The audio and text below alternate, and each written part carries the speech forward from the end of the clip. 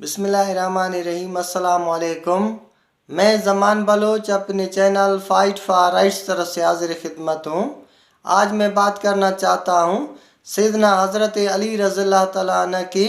ذہنی قابلیت، اور جب یہ سوچا جا رہا تھا کہ قانون کا نظام ہونا چاہیے، سزا اور جزا کا نظام ہونا چاہیے، حق پرستی کا نظام ہونا چاہیے، کوئی کسی سے غلط نہ کرے، کوئی جرم نہ کرے، اس طرح کا نظام بنانا چاہیے۔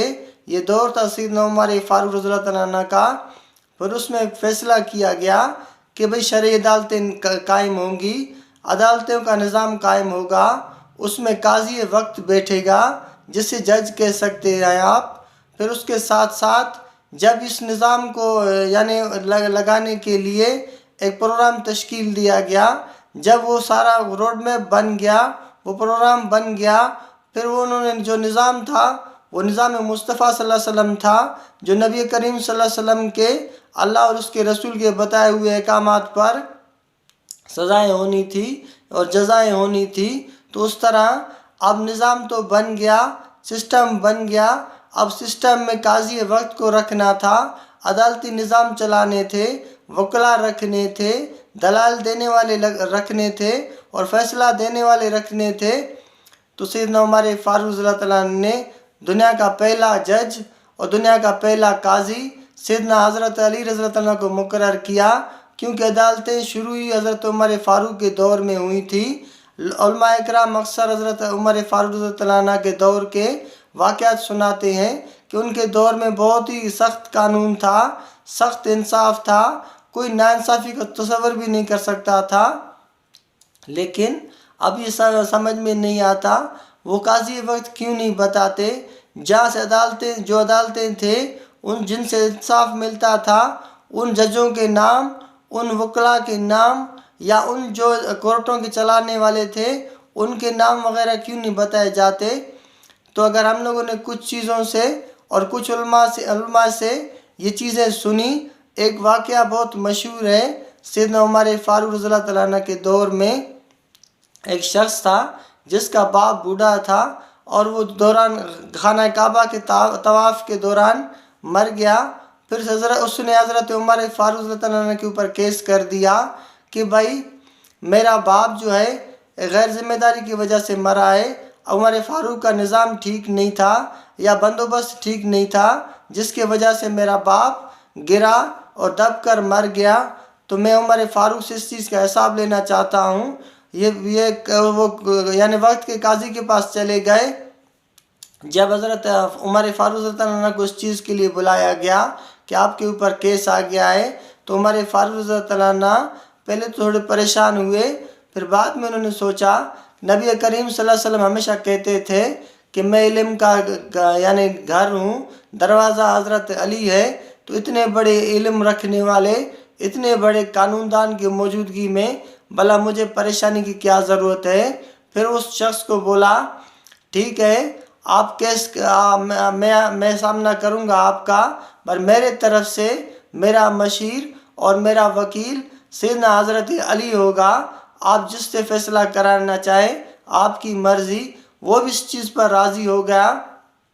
کیونکہ حضرت علی رضی اللہ تعالیٰ عنہ کو اللہ نے جو وہ تو تھے ہی اسی طرح امانتیں رکھنے والے، چاہے وہ باتوں کے ہو، پیسے کا ہو، وہ ہر طرح سے امانت دار تھے اور ہر طرح سے ایماندار تھے۔ یہ اللہ نے ان کو نبی کریم صلی اللہ علیہ وسلم کے خاندان کی وجہ سے، اور اس کے ساتھ ساتھ وہ صرف صحابہ رسول بھی نہیں تھے، وہ وارث رسول بھی تھے، داماد رسول بھی تھے، امام حسن اور حسین کے باپ بھی تھے، اور حضرت بی بی فاطمہ الزہرا رضی اللہ عنہ کے شوہر بھی تھے۔ اللہ نے ان کو اتنی نعمتیں دی تھی، اتنے عظیم رشتے دیے تھے، اتنے عظیم چیزیں دی تھی، جو دنیا سمیت ان سب میں، دنیا بھی انہی میں تھی اور آخرت بھی انہی میں تھی۔ لیکن ان کے ساتھ ساتھ ہم لوگ اکثر علماء اکرام سے سنتے ہیں سیدنا حضرت علی رضی اللہ عنہ کے بہادری کے قصے یا واقعے، یا حضرت علی رضی اللہ عنہ کی شجاعت کے واقعے، حضرت علی رضی اللہ عنہ کی سخاوت کے واقعے۔ لیکن حضرت علی رضی اللہ عنہ اتنے بڑے جج تھے، اتنے بڑے ذہین تھے، اگر آپ اس کے بارے میں علماء کرام کیوں نہیں کہتے؟ کوئی عالم ہوتا ہے جس نے بڑی اسٹڈی کی ہوتی ہے، وہ کوئی کہیں سے نکال کر کہتا ہے کہ حضرت علی رضی اللہ عنہ قاضی وقت بھی تھے سیدنا عمر فاروق کے دور میں، اور لیکن اگر آپ تجزیہ کریں پوری دنیا کا، سارے دوروں کا، تو سب سے بہترین دور سیدنا عمر فاروق رضی اللہ تعالیٰ عنہ کا دور تھا۔ لیکن اس میں قاضی وقت یعنی شرعی عدالتوں کا قاضی تھا وہ سیدنا حضرت علی تھے، اور حضرت علی رضی اللہ تعالیٰ عنہ اگر آپ اسے اس طرح بھی کہیں کہ وہ دنیا کے پہلے جج تھے تو بھی غلط نہ ہوگا۔ وہ دنیا کے پہلے جج تھے، وہ دنیا کے بہترین جج تھے، اس کے بعد کوئی اس طرح کا جج نہیں آیا، اس طرح کا قاضی نہیں آیا۔ یہی چیز تھا جس نے حضرت عمر رضی اللہ عنہ کے دور کو ہزار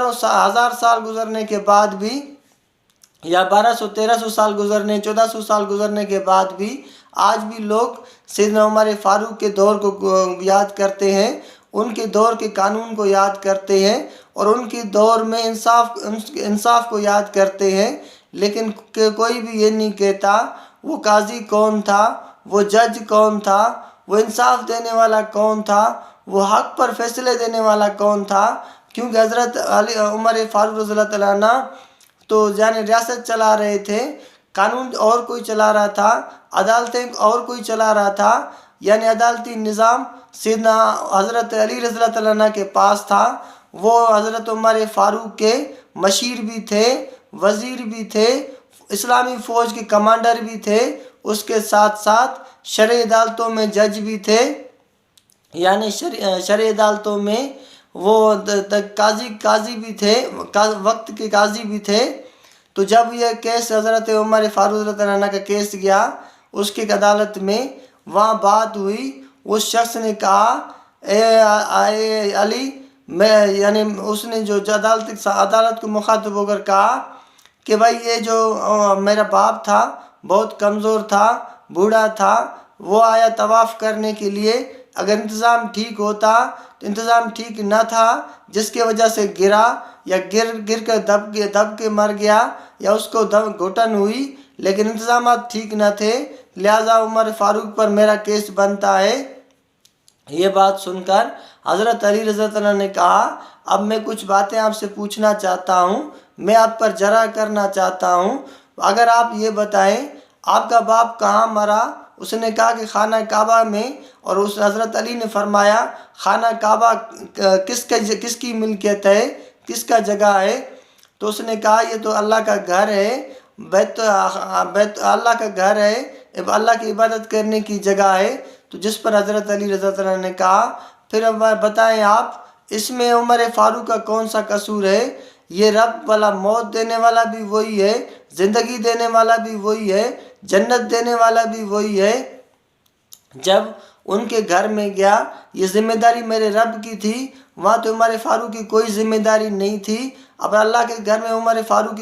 کا کون سا ڈیوٹی تھا؟ اگر اس کے باوجود اگر آپ چاہتے ہیں کوئی غفلت کا مسئلہ ہے تو اس کے اوپر ہو سکتا ہے عمر فاروق رضی اللہ عنہ پر گرفت ہو یا جرمانہ ہو، لیکن زندگی موت اللہ کے ہاتھ میں ہے۔ یہ اللہ کے گھر میں آپ کا مسئلہ ہوا ہے، یہ ذمہ داری اللہ کی تھی، اگر اللہ نے چاہا تو وہ آپ کے باپ کو جنت دے دے گا، یعنی اس موت کے بدلے، وہ جو ہر مسلمان کا حق ہے، لیکن وہ تو اچھی جگہ پر ان کی موت ہوئی ہے، آگے آپ کی مرضی۔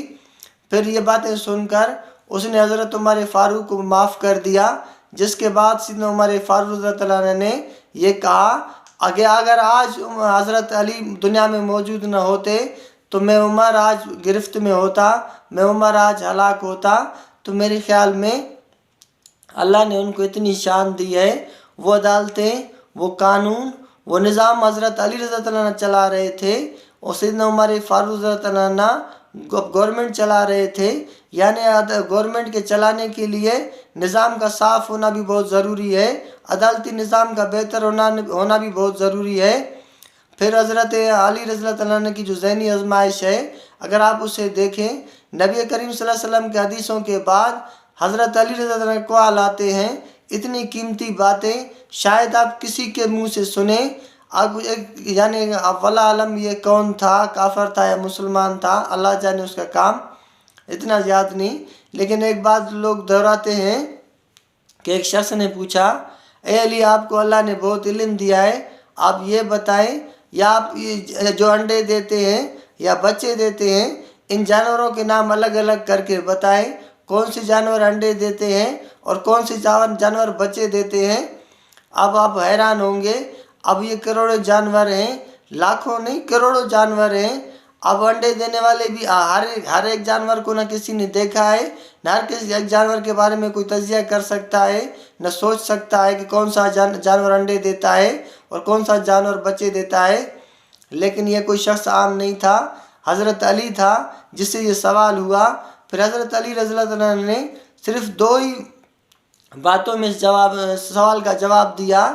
جن جانوروں کے کان باہر ہیں، یعنی جن جانوروں کے کان جسم سے باہر ہیں، جن کے کان نظر آتے ہیں باہر دور سے یا لٹکے ہوئے یا باہر نظر آتے ہیں، تو وہ بچے دیتے ہیں۔ جن جانوروں کے یا جاندار چیزوں کے کان اندر ہوتے ہیں وہ انڈے دیتے ہیں۔ اگر آپ پوری دنیا میں یہ چیزیں اٹھا کر دیکھیں، آج آپ کو یہی چیز ملے گی، جس جانوروں کی چاہے وہ چمگادڑ جیسی چیز، ویسے تو وہ پرندہ ہے، اڑتا ہے، لیکن وہ بھی بچے دیتا ہے کیونکہ اس کے کان باہر ہیں۔ اور اس کے ساتھ ساتھ آپ جتنے بھی چیزیں اٹھا کر دیکھ لیں، بالکل حضرت علی رضی اللہ عنہ کا تجزیہ اور تجربہ بالکل ایگزیکٹ تھا۔ میرے خیال میں اگر نبی کریم صلی اللہ علیہ وسلم کے بعد اللہ نے کسی کو علم دیا تھا تو وہ علم حضرت علی رضی اللہ عنہ کے پاس تھا۔ علماء اکرام ان کے بہادری کے، شجاعت کے اور سخاوت کے واقعات تو سناتے ہیں، تو بہتر یہی ہے سیدنا حضرت علی رضی اللہ عنہ کے یعنی جو ذہنی قابلیت ہے یا ان کی جو فیصلے کرنے کی قابلیت ہے اس پر بھی بات کی جائے تو اور بھی مزہ ہے، کیونکہ سیدنا حضرت علی رضی اللہ عنہ دنیا وقت کے پہلے جج بھی تھے۔